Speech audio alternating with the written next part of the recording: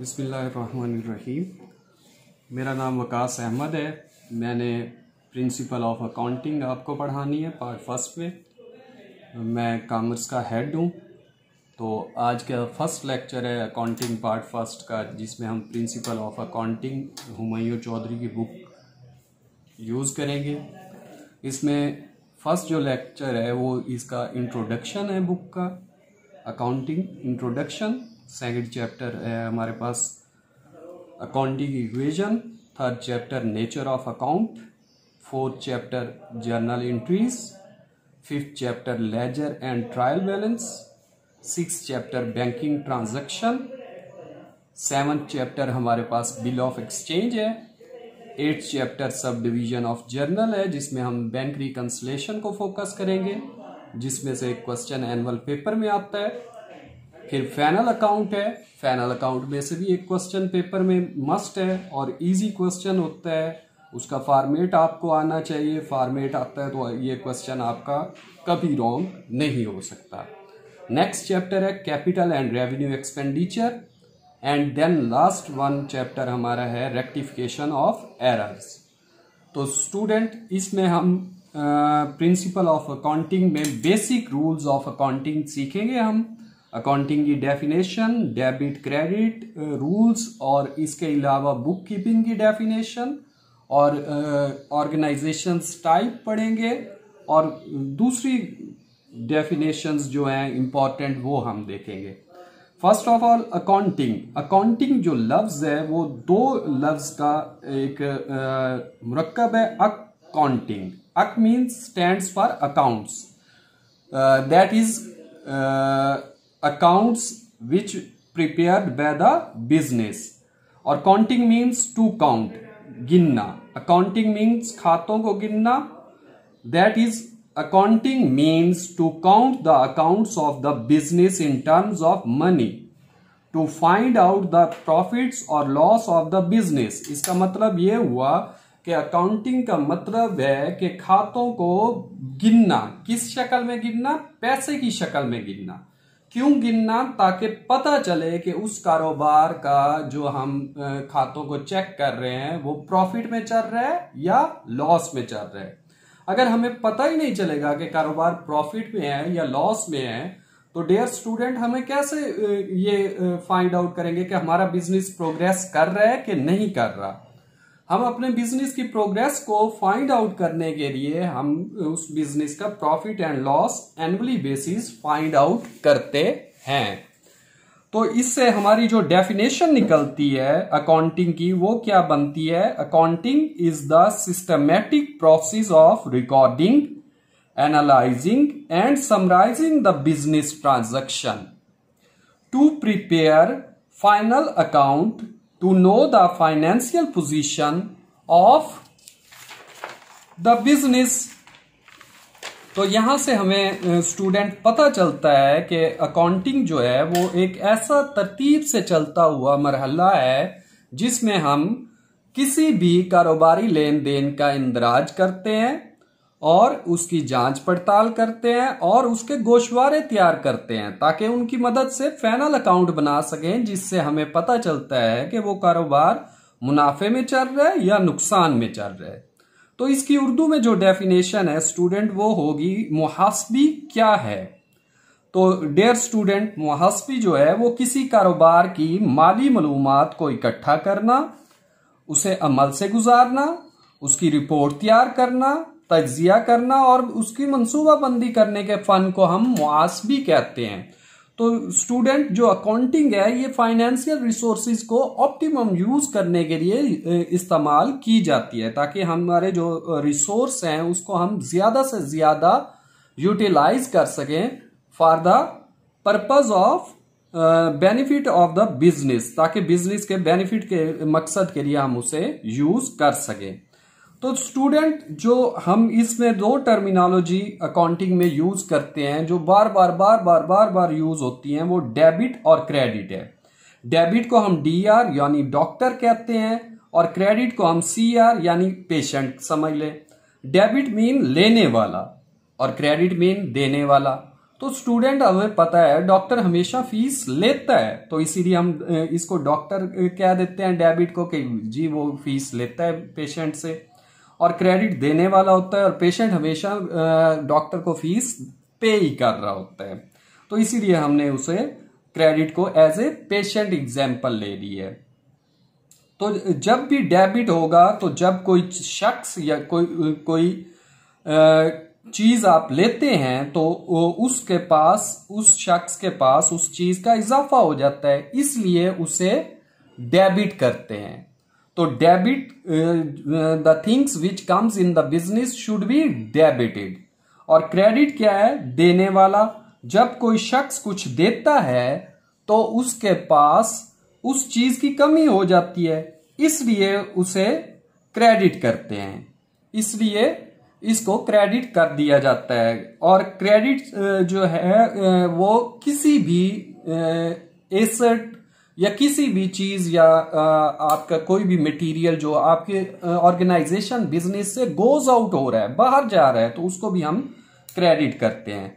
तो dear student, हर debit का उलट जो अकाउंट होता है वो क्रेडिट होता है, और इसी तरह हर क्रेडिट का उलट जो होता है, रिवर्स अकाउंट जो होता है, वो डेबिट होता है। यानी every debit has a credit which is equal but opposite in nature of the debit, and every debit has a credit which is equal and opposite to the debit balance। तो बेटा हर debit का एक opposite account होता है जिसे हम credit कहते हैं, जो कि डेबिट के बराबर होता है लेकिन अपोजिट होता है, कॉन्ट्रा अकाउंट होता है। तो डियर स्टूडेंट, यहां से हमें डेबिट और क्रेडिट का अंडरस्टैंडिंग का पता चलता है कि डेबिट क्या है और क्रेडिट क्या है। Debit means the things which comes in the business should be debited, credit means the things which goes out from the business should be credited. Debit लेने वाला, debit is a receiver and credit is a giver. Okay, so हम आगे चलते हैं। आगे हमारे पास next जो definition है वो है अकाउंटिंग के बाद बुक कीपिंग।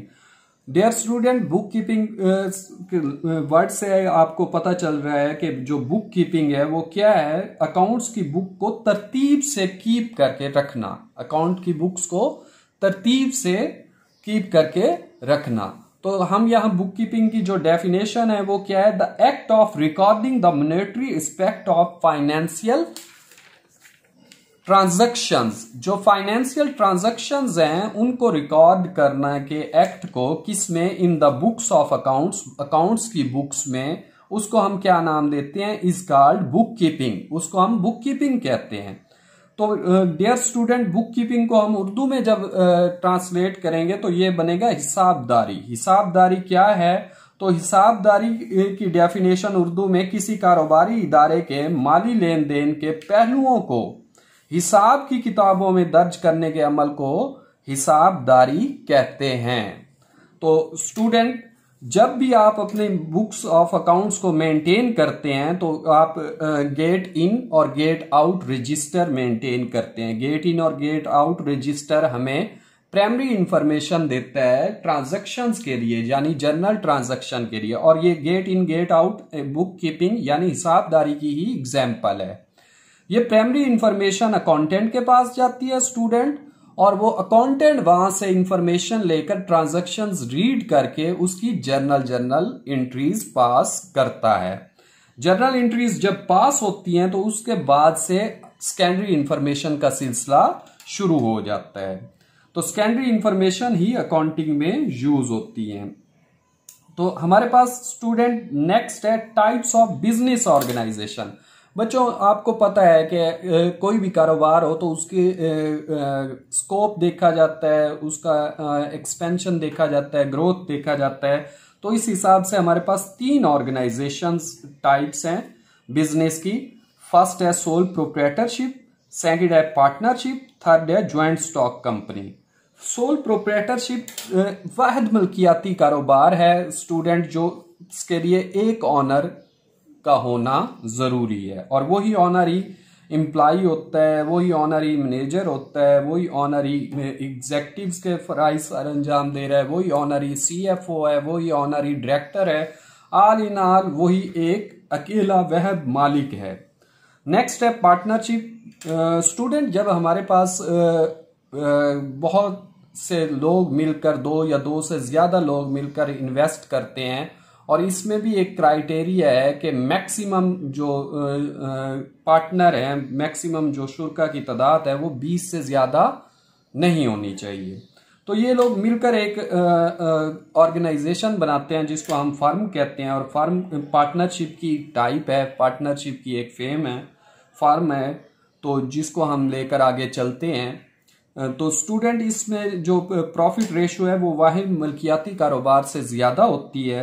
शराकतदारी जो है ये हमारे पाकिस्तान में ज्यादा बिजनेस इसी टाइप में यूज हो रहा है पार्टनरशिप की फर्म में।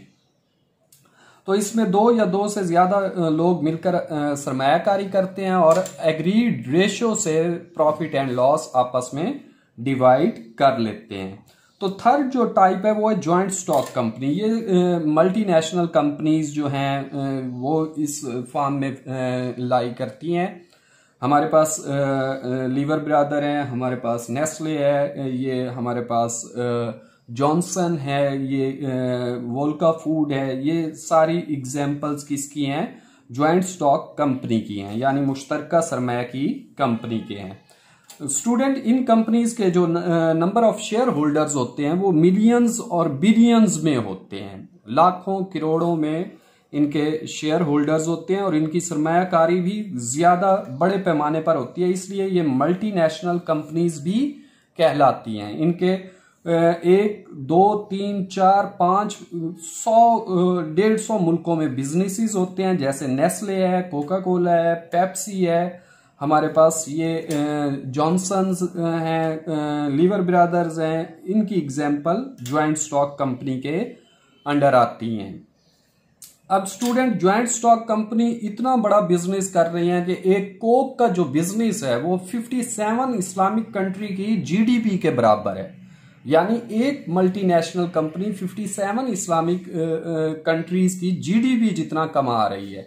तो यहां से आप देखेंगे बिजनेस जो है वो कितना इंपॉर्टेंट है हमारे लिए। नेक्स्ट जो हमारे पास है वो है अकाउंटिंग साइकिल है। स्टूडेंट, अकाउंटिंग साइकिल जो है ये अकाउंटिंग स्टेप्स हैं। ये 6 स्टेप्स अगर आपको अंडरस्टैंडिंग हो जाती है तो हाफ ऑफ द सिलेबस आप कवर कर लेते हैं, यानी आपका journal entries, ledger, trial balance, profit and loss count और बैलेंस शीट तक आपका हाफ से ज्यादा सिलेबस कवर हो जाता है। इसमें से आपके एनुअल पेपर में 2 to 3 लॉन्ग क्वेश्चंस आते हैं, यानी 40 to 60 मार्क्स के क्वेश्चंस आते हैं लॉन्ग, और उसके अलावा स्टूडेंट आपके जो शॉर्ट क्वेश्चन का फर्स्ट पार्ट है यानी पार्ट 1 है वो इन्हीं चैप्टर में से होता है, यानी इंट्रोडक्शन, अकाउंटिंग इक्वेशन, और उसके बाद nature of account, journal entries, ledger and trial balance. यहाँ तक आपका फर्स्ट जो शॉर्ट क्वेश्चन का पोर्शन है वो कंप्लीट हो जाता है। 8 शॉर्ट क्वेश्चन आपको गिवन होते हैं जिसमें से आपने एनी 5 अटेम्प्ट करने होते हैं, और ये बिल्कुल इजी होते हैं, टू द पॉइंट आपने आंसर करना है, और just 1 example, practical example coat करनी है ताकि चेकर को पता चले कि आपको अंडरस्टैंडिंग है बेसिक कंसेप्ट्स की। तो स्टूडेंट, ये जो अकाउंटिंग साइकिल है ये स्टार्ट होता है ट्रांजैक्शन से। Transactions is any dealing between 2 person in which 1 person sell out thing and other person purchase out that thing, यानी 2 अशख्यास के दरमियान लेन देन को, तिजारती लेन देन को हम ट्रांजैक्शन बोलते हैं, जिसमें एक शख्स कोई चीज बेच रहा होता है और दूसरा शख्स वही चीज खरीद रहा होता है, यानी एक अशिया दे रहा होता है और दूसरा उसके इवज पैसा दे रहा होता है। तो ट्रांजैक्शंस जब होती हैं तो उसके बाद नेक्स्ट जो स्टेप है वो है जर्नल एंट्रीज। उस ट्रांजैक्शंस में, हर ट्रांजैक्शन में कोई से 2 एस्पेक्ट होते हैं, एक डेबिट एक क्रेडिट, कम से कम 2 एस्पेक्ट होते हैं, इससे ज्यादा भी हो सकते हैं, मे बी 1 डेबिट हो और 2 क्रेडिट हो, मे बी 2 डेबिट हो और 1 क्रेडिट हो, तो ये भी हो सकता है, जिसको हम कंपाउंड एंट्री कहते हैं। सिंपल एंट्री में कम से कम 2 एस्पेक्ट होते हैं, एक डेबिट और एक क्रेडिट। जो कंपाउंड एंट्री है यानी मुरक्कब एंट्री है उसमें कम से कम 2 डेबिट और कम से कम 2 क्रेडिट होते हैं, यानी 2 या 2 से ज्यादा डेबिट होंगे, 2 या 2 से ज्यादा क्रेडिट हो सकते हैं। तो नेक्स्ट जो है वो जर्नल एंट्रीज है। जर्नल एंट्रीज में हम देखते हैं कि क्या चीज इन हुई है कारोबार में और क्या आउट हुआ है, एसेट्स बढ़े हैं, लायबिलिटीज बढ़ी हैं, कैपिटल बढ़ा है, या हमारे एक्सपेंस बढ़े हैं, इनकम बढ़े हैं, या इसका उलट हुआ है। तो अगर एसेट्स बढ़ेंगे तो डेबिट होंगे, इसी तरह एक्सपेंस भी बढ़ेंगे तो डेबिट होंगे, इसी तरह ड्रैंक्स भी बढ़ेंगी तो डेबिट होंगी। इन तीनों की नेचर स्टूडेंट एक ही है, ये तीनों इंक्रीज पर डेबिट होते हैं। तो इन तीनों की एसेट्स, एक्सपेंस और ड्रैंक्स की जो नेचर ऑफ अकाउंट है वो डेबिट है, यानी इनकी फेवरेबल नेचर जो है वो डेबिट नेचर है। तो स्टूडेंट नेक्स्ट जो है आपके ऑनर इक्विटी है, लायबिलिटीज हैं और इनकम्स हैं। अगर वो बढ़ती हैं, ऑनर इक्विटी बढ़ती है, इनकम्स बढ़ती हैं, लायबिलिटीज बढ़ती हैं, तो उनके नेचर क्या है, क्रेडिट होते हैं वो। क्यों? जब भी ऑनर इक्विटी में इजाफा होगा तो वो आपके कैपिटल को इंक्रीज कर देगा। कैपिटल आपकी इक्विटी है, कैपिटल जब भी बढ़ता है तो वो क्रेडिट होता है, यानी आपके जो बिजनेस है वो इतना लॉयल है, इतना वो नेस्ट है कि वो आपका पैसा भी डेथ से पहले पहले रिटर्न करता है। और आउटसाइडर लायबिलिटीज जो हैं वो भी जैसे जैसे बढ़ती हैं वो रिटर्न करता है। इसीलिए जब भी लायबिलिटीज इंक्रीज होती हैं, कैपिटल इंक्रीज होता है, ऑनर इक्विटी इंक्रीज होती है, इनकम्स इंक्रीज होती हैं, तो वो क्या नेचर रखती है, वो क्रेडिट नेचर रखती है, क्योंकि वो एक लायबिलिटी है बिजनेस पर जो उसने रिटर्न करनी है स्टेक होल्डर्स को, जो भी हैं, चाहे वो आउटसाइडर स्टेक होल्डर्स हैं बिजनेस के, चाहे वो इनसाइडर स्टेक होल्डर है बिजनेस का, यानी ऑनर है। इसके बाद नेक्स्ट स्टेप है लेजर्स। लेजर्स को हम बही खाता भी बोलते हैं। ये वही खाते हैं स्टूडेंट जो शॉप्स पर, किराना स्टोर्स पर हम अपने खाते ओपन करा लेते हैं और कहते हैं जी हम परचेजिंग करते रहेंगे और पेमेंट हम at the end of the month देंगे। तो इसी तरह बिजनेस में भी एक्रूअल बेसिस पर सिस्टम यूज होता है, उधार पर यूज होता है। तो खाते बनते रहते हैं, ट्रांजैक्शनें होती रहती हैं और at the end of the period payments clear कर दी जाती हैं। लेजर्स हैं।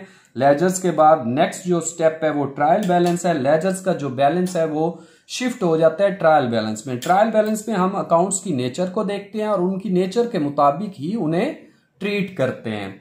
स्टूडेंट्स एसेट्स हैं तो उनकी नेचर डेबिट होगी, स्टूडेंट्स लायबिलिटीज हैं तो उनकी नेचर क्रेडिट होगी, स्टूडेंट्स अगर एक्सपेंस हैं तो उनकी नेचर डेबिट होगी, स्टूडेंट्स अगर इनकम्स हैं तो उनकी नेचर क्रेडिट होगी। जस्ट इसी तरह से स्टूडेंट्स अगर आपका कैपिटल है तो उसकी नेचर भी क्रेडिट ही होगी। ड्रैंक्स हैं तो उसकी नेचर डेबिट होगी। अकॉर्डिंग टू नेचर हम उन अकाउंट्स को ट्रायल बैलेंस में सीरियल नंबर के साथ पुट करते जाएंगे और उनका बैलेंसेस जो लेजर से शिफ्ट हो रहा होगा ट्रायल बैलेंस में, अकॉर्डिंग टू उनकी नेचर के मुताबिक उनके कॉलम्स में हम पुट करते जाएंगे। जब हम स्टूडेंट्स ट्रायल बैलेंस बना लेंगे, ट्रायल बैलेंस हमें हेल्प करता है फाइनल अकाउंट बनाने में। जब फाइनल अकाउंट की तरफ हम जाते हैं तो फाइनल अकाउंट में 2 चीजें बनाई जाती हैं। एक फर्स्ट जो है trading profit and loss account है, सेकंड जो है बैलेंस शीट है। फर्स्ट का जो रिलेशन है वो नॉमिनल अकाउंट से है, यानी trading profit and loss account में ओनली इनकम्स और only expense, direct incomes, direct expense, indirect incomes और इनडायरेक्ट एक्सपेंस लिए जाते हैं। ट्रेडिंग अकाउंट में डायरेक्ट इनकम्स और डायरेक्ट एक्सपेंस है। प्रॉफिट एंड लॉस अकाउंट में इनडायरेक्ट इनकम्स और इनडायरेक्ट अकाउंट्स लिए जाते हैं। तो स्टूडेंट जो ट्रेडिंग अकाउंट है उसमें हम ओपनिंग स्टॉक लेंगे डेबिट साइड पर और उसके बाद परचेजेस लेंगे, परचेज रिटर्न उसमें से लेस कर देंगे। उसके बाद जितने भी डायरेक्ट एक्सपेंस है, वेजीज हैं, कैरिजिन है, ऑक्ट्री चार्जेस है, क्लियरिंग चार्जेस हैं, आपके लोडिंग अनलोडिंग है, आपके एक्साइज कस्टम ड्यूटीज हैं, आपके ये जितने भी डक्ट चार्जेस हैं, इन सब को हम कहां ले जाएंगे, डायरेक्ट एक्सपेंसेस में ले जाएंगे। अब ये डेबिट साइड हो जाएगी। क्रेडिट साइड पर हम सेल्स लेंगे, सेल्स में से सेल्स रिटर्न लेस करेंगे और क्लोजिंग स्टॉक लेंगे। अगर स्टूडेंट आपकी क्रेडिट साइड बड़ी आ रही है ट्रेडिंग अकाउंट की और डेबिट साइड कम आ रही है तो आपका ग्रॉस प्रॉफिट है, क्यों, आपकी डायरेक्ट इनकम ज्यादा है और डायरेक्ट एक्सपेंस आपके कम है। अगर इसका रिवर्स है, यानी आपके डायरेक्ट एक्सपेंस ज्यादा है और डायरेक्ट इनकम कम आ रही है, तो आपका ग्रॉस लॉस निकलेगा। नेक्स्ट जो इसमें है, फिर हम नीचे जो सेकंड अकाउंट है वो है profit and loss account. Student इसमें हम इनडायरेक्ट इनकम्स और इनडायरेक्ट एक्सपेंस, ऑपरेटिंग एक्सपेंस जितने भी हैं, एडमिनिस्ट्रेशन के expense, operating journal expense, operating आपके सेल्स के ऑपरेटिंग एक्सपेंस, वो सारे, और मिसलिनियस रिसीट्स जितनी भी हैं, कमीशन अर्न्ड है, डिस्काउंट रिसीव्ड है, आपका डिविडेंड रिसीव्ड है, आपका सेल ऑफ ओल्ड न्यूज़पेपर है, ये सारे आपका कहाँ आ जाएगा, अदर इनकम्स में आ जाएगा। अब जब हम अदर इनकम्स और अदर एक्सपेंस को, ऑपरेटिंग एक्सपेंस को कंपेयर करते हैं, ऊपर से ग्रॉस प्रॉफिट नीचे शिफ्ट हो जाता है इनकम साइड पर, अगर ग्रॉस लॉस है तो वो शिफ्ट हो जाएगा अदर एक्सपेंस साइड पर। तो स्टूडेंट इसकी जो मजीद डिटेल है वो मैं आने वाले लेक्चर्स में आपको एक्सप्लेन करूंगा, क्योंकि अभी ये सिर्फ इंट्रो का लेक्चर है, तो इसीलिए हम इसको इतना ही रखते हैं। नेक्स्ट है बैलेंस शीट। स्टूडेंट इसमें कैपिटल आइटम्स लिए जाते हैं, यानी एसेट्स, लायबिलिटीज और कैपिटल, ऑनर का कैपिटल जो है वो यहां शिफ्ट होता है। एसेट साइड लेफ्ट साइड पर होती है, लायबिलिटीज और कैपिटल साइड राइट साइड पर होती है। बैलेंस शीट का टोटल आपका बराबर आना चाहिए। अगर आपका टोटल बराबर आया है तो दैट मीन्स कि आपका क्वेश्चन नियरली 90% आपका क्वेश्चन ठीक हो गया है, क्योंकि अगर डिफरेंस आता है तो कहीं ना कहीं आपने मिस्टेक किया, डिफरेंस नहीं आ रहा है। Asset side is equal to liabilities plus capital side है, यानी अकाउंटिंग इक्वेशन इक्वल है, तो ये एक चांसेस हैं कि आपने क्वेश्चन ठीक किया है। तो डियर स्टूडेंट, ये था आपका फर्स्ट लेक्चर जो कि इंट्रोडक्शन ऑफ अकाउंटिंग था। इसमें मैंने अकाउंटिंग साइकिल तक आपको कुछ चीज़ें एक्सप्लेन की हैं, और जिस स्टूडेंट को यहाँ तक क्लियर हो जाता है तो वो हाफ ऑफ द सिलेबस, यानी जर्नल एंट्रीज, अकाउंटिंग इक्वेशन और फाइनल अकाउंट समझकर 3 लॉन्ग क्वेश्चन वो सॉल्व कर सकता है पेपर में। Thank you. इंशाल्लाह नेक्स्ट लेक्चर में मिलते हैं।